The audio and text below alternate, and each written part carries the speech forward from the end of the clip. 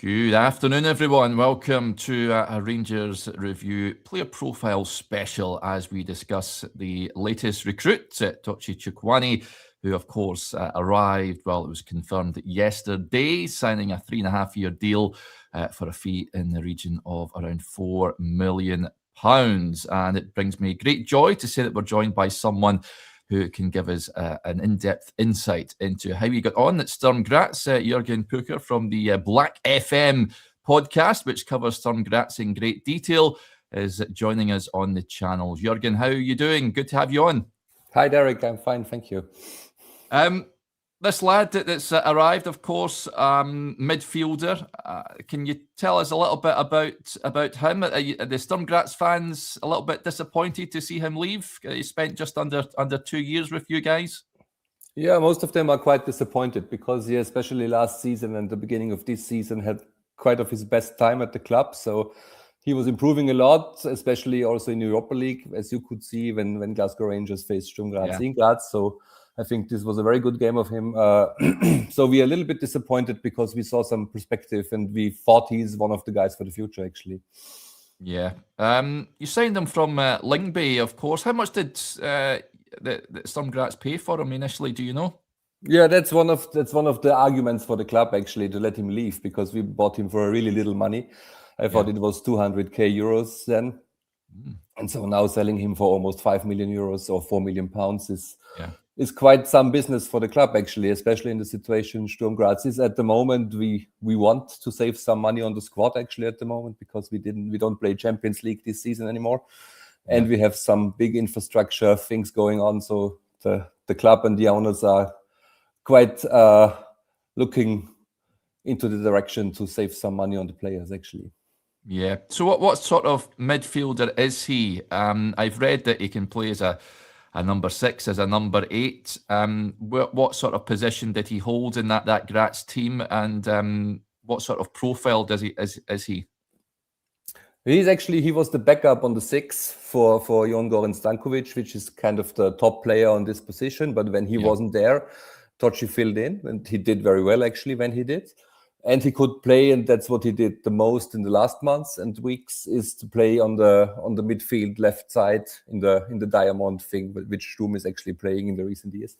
And so this is actually featuring his offensive potential very much. But he was also quite well on the 6. So he was versatile, which was one of his features, actually. And he was a really talented guy. That's what you can say. He wasn't fully developed, especially on defensive positioning and things like that. That was not his strength at the very best, but he was offensive quality, technical abilities was very good, could sometimes also a little bit backfire, but he was a guy for the special moments too. So, and he was improving a lot. He was still a young player, not fully developed, and we actually, as I said, thought he's one of the guys for the future in the midfield. Yeah, he's 6'2". Is he strong physicality? Is he someone that can handle himself? When the link first emerged, I seen on social media people posting the tackle on Callum McGregor against Celtic, of course, which he received a red card. But someone that can handle himself on the pitch. Yeah, actually, he was not a guy always in danger of having a red card. He was very physical. He was very strong, and he was really kind of some guy who got the fight if it was needed, actually, but he wasn't always in danger to get a red card. So he was kind of a controlled guy. And the backfire thing I meant before is actually more he took the risk sometime, and he took it very often playing forward, and then he forgot about the defense part. So that was his main danger on the pitch for us, actually. Yeah. Is passing, is that improved? Is he good at passing, both short and sort of long passing? Is that one of his strengths? Yeah, he had 4 goals, I think, and some assists in his 62 games for Sturm Graz. He wasn't the goal scorer, actually. He wasn't the guy always in the box and scoring. But when he had an opportunity, he took it, actually. And he was really good in kind of reading the game from the midfield. He saw what the strikers are doing. He saw where to put the ball, actually, in the offense. That was one of his strengths. And the passing was actually very well from the very beginning. Yeah. Yeah, is that, I mean, like I say, you said he sort of a backup to the number 6 to begin with, but is that something that you could see him maybe contributing goals to the Rangers midfield? His shooting ability, did he score what was it, the goals like? It was not from far away, actually. I didn't see him score from outside. Okay. Actually, he's not kind of one of these guys for the free kicks or from scoring from outside the box. He was more kind of in the combination stuff. When he started it off, then he knew where to go, and then he scored when he scored. Yeah. But he's not a striker, actually.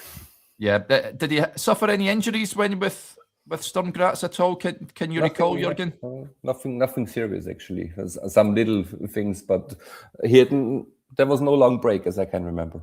Yeah, and of course, when he was unveiled yesterday, he did say that there was interest in him from Rangers back in the summer. Was he ever linked to any other teams during his time with you guys? Did this maybe come as a bit of surprise in the last week when it emerged first and now he's left? Actually, it was a surprise because he was never one of the guys. At the very beginning, he didn't play so much, so there was no interest at all coming from any club in Europe. Yeah. Then he improved, but there was no sign that there's some strong interest from any club. And so this Rangers interest was the first actually we knew and we learned about.